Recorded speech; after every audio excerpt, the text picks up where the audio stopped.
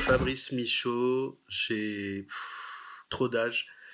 J'ai plusieurs métiers depuis autant d'âge, de consultant, formateur, enseignant, médiateur. Enfin, j'ai fait plusieurs métiers depuis l'âge de 20 ans. Et puis depuis 15 ans, je me suis spécialisé en plus du reste sur les adultes surdoués, en France et à l'étranger, parce que je fais aussi de la coopération internationale. Voilà, j'ai une fille, plus des enfants dont je me suis occupé. Ça a été d'abord du hasard dans les différents métiers que j'ai faits successivement et à peu près, et après tout en même temps, parce que j'ai été manager dans des groupes, j'ai créé un département consultant dans un organisme de formation de quelqu'un qui cherchait un cadre sup de 50 ans et j'en avais 25. Et puis en même temps, j'ai fait enseignant. Et en fait, je ne me suis pas posé trop de questions. J'ai eu des opportunités, je les ai prises.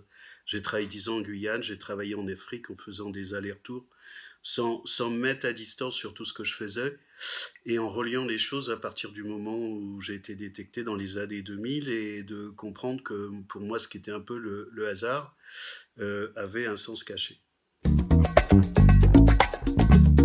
Et j'ai créé HP Talent il y a une dizaine d'années, parce que quand j'ai commencé à travailler, je me suis découvert et détecté, et que j'ai commencé à regarder sur ce qu'il y avait sur les adultes surdoués, c'était soit inexistant, soit à pleurer.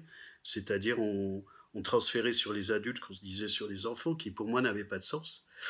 Donc j'ai commencé à travailler, concevoir, parce que c'est mon métier, un de mes métiers, que de faire de l'ingénierie pédagogique. J'avais beaucoup de réseaux, donc je sais monter des organisations et des réseaux en France et à l'étranger. Donc j'ai fait tout en même temps, comme d'habitude, et au pas de course, comme d'habitude, en faisant en sorte d'être chef de tout.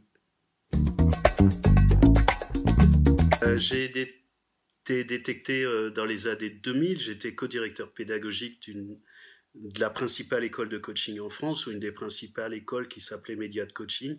C'est le plus haut niveau d'accréditation en France, et je dirigeais en plus tout le département coaching d'équipe et d'organisation. Et c'est une personne dans ce cadre-là qui m'a dit « Écoute, je crois que tu es surdoué ».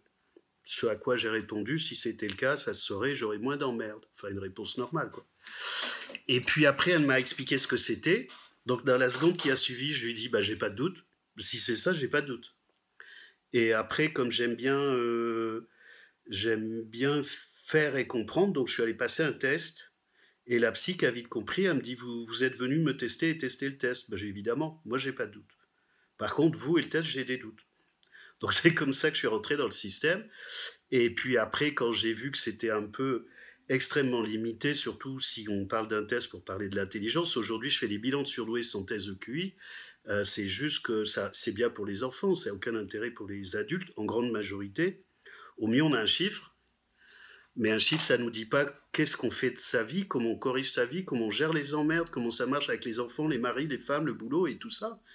Et puis au pire, vous partez avec des emmerdes que vous n'aviez pas en rentrant, parce qu'il n'y a pas de test, parce que c'est hétérogène, et qu'il y a des gens, ça les rend fous, et moi, ils m'envoient leur bilan, et je corrige tout en manuel après. Donc ça a été mon démarrage sur le premier point. Et après, quand je commence un truc, il faut m'abattre, moi je ne m'arrête plus. Et j'ai eu tellement de demandes et tellement de choses qui se sont développées que j'ai été un peu embarqué. En même temps, je fais du coaching depuis 35 ans. C'est la deuxième fois dans ma vie que je suis médiatisé. Je l'ai été pendant 10 ans sur le coaching. Et quand j'ai vu tout ce qui se passait avec le coaching, avec des centaines ou milliers de gens qui se forment tous les ans, j'ai dit non, ça, je peux pas, je n'ai pas envie d'être noyé dans la masse. Donc j'ai déjà anticipé il y a 15 ans ce qui se passe aujourd'hui. Donc pour moi, c'était aussi une manière d'aller m'isoler dans un truc où, une fois de plus, je fais de l'innovation, de la créativité, ce que j'ai fait dans le coaching. Et au moins, l'intelligence, ça ne se vole pas, sauf pour ceux qui n'ont pas compris ce que c'était. Donc c'était aussi un élément de sécurité. Puis travailler avec des gens intelligents, c'est quand même bien. Et l'intelligence, ça ne se réduit pas au QI. Moi, j'aime pas tout tous les termes qui sont confusants et qui sortent aujourd'hui. Je peux pas, c'est physique, je peux pas. Donc en gros, j'avais fait des études, je suis aussi prof à Kedge, à l'école de management, à Bordeaux, à Dakar aussi, j'ai travaillé 4 ans et demi à Dakar. Et on a fait une étude dans le cadre de Kedge avec quelqu'un qui passait son master sur la manière dont on nommait les choses. Globalement, avec les surdoués, je parle d'HPI ou d'atypique parce que c'est quand même plus digeste, ce terme dérange tout le monde, mais quels que soient les termes qu'on utilise, de toute façon, c'est jamais satisfaisant. Donc vous appelez ça tarte aux fraises ou cocotte minute, ça marche bien aussi, on s'en fout. Moi, je m'en fous du nom. En tout cas, je vais pas me battre là-dessus. Et avec les neurotypiques, vu que ça les touche pas, je parle de surdoués. Et c'est tout. Je n'aime pas les autres mots, ni ce que ça signifie, ni la manière dont ça se développe. Et la manière dont l'impact que ça a chez les gens, de manière confusante. C'est-à-dire que globalement, ça pourrait faire penser, voire rêver, à 30% de la population qui serait surdouée. Ce qui est pas le cas. Surdoué, on tire comme on veut, mais ça s'invente pas. Et pour moi, c'est pas un continuum. On l'est ou on ne l'est pas. Et si on ne l'est pas, c'est bien aussi. Ben, il n'y a pas de compétition à faire sur le sujet. Il y en a qui en font, mais ça n'a pas de sens. Je fais maintenant des bilans, et j'en ai plein, d'adultes sans test de QI. Et puis, je fais ce que j'ai pas vu nulle part. Je prépare des séminaires, je fais des formations, parce que c'est aussi mon job, sur les très hauts potentiels. Donc, j'accompagne des très hauts potentiels, THPI, au-dessus de 145 de QI, des très très hauts potentiels, au-dessus de 160 de QI, et même au-dessus de 175, les tests s'arrêtent à 160. Ce que j'aime le plus, c'est l'intelligence. Alors c'est bateau, mais l'intelligence pour moi, c'est pas que là où les gens font des confusions, la performance de la voiture. Je parle souvent de la voiture. Le QI, c'est la cylindrée de la voiture. Ça dit pas l'intelligence de chauffeur. Moi, j'aime l'intelligence des gens, surdoués ou pas, et la gentillesse. Et travaillant avec des surdoués de haut niveau, c'est aussi des univers de créativité et d'innovation. C'est un peu l'aventure. Alors l'aventure avec des gens complexes ou l'aventure dans les voyages.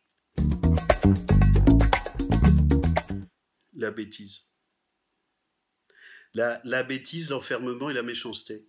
C'est-à-dire qu'on est tous limités, mais la bêtise, c'est pas une obligation. La limitation ou la maladresse, on peut tous l'être et on ne le fait pas forcément exprès. Mais il y a beaucoup de gens méchants et maltraitants. Ça, j'aime pas. Alors, je sais me défendre. Hein. Ça, il n'y a pas de problème. Je sais très bien me défendre. Il faut juste pas venir me chercher. Mais j'aime pas ça, ça me muse pas. Pour ceux qui sont concernés, c'est bien de le savoir, parce que ce que j'observe, alors sur les jeunes, les 15-25 ans par exemple, il y a une proximité de comportement, je ne fais pas la confusion, mais il y a une proximité de comportement de la manière dont fonctionnent les surdoués et de la manière dont fonctionnent les générations Z aujourd'hui, en termes d'impulsivité, de choix, de non-négociation, d'arbitrage sur les valeurs. Ça ne veut pas dire que les jeunes Z sont surdoués, ça veut dire qu'il y a des proximités intéressantes de compréhension et de coexistence et de cohabitation. Pour les jeunes, parce que ce que j'observe aussi, c'est que beaucoup, je parle des 15-25 ans, plus les 15-20, n'ont pas envie d'entendre parler du sujet alors qu'ils le savent. Et globalement, j'ai encore eu un jeune hier qui a pas voulu qu'on travaille ensemble parce qu'il voulait être normal. Mais il est normal alors qu'une partie de lui sait très bien qu'il est normal et qu'il y a des choses, des traits qui sont rédhibitoires. Ce sont des conflits qu'on trouve essentiellement sur cette tranche d'âge. Il y a un vrai travail spécifique à faire sur la douance pour les surdoués, pour les jeunes des 15-25 ans, en termes d'emploi, d'employabilité, d'études. J'ai une amie qui développe des choses comme ça à Singapour, de compréhension de soi, dans un contexte sociopolitique qui est extrêmement perturbant. Et en même temps, c'est la première année où j'ai autant de jeunes qui me sollicitent, en direct, sans passer par les parents. Je suis un lynx, un guépard et un aigle. Tu les vois pas venir parce qu'ils te sautent dessus. C'est très très silencieux et c'est très très rapide.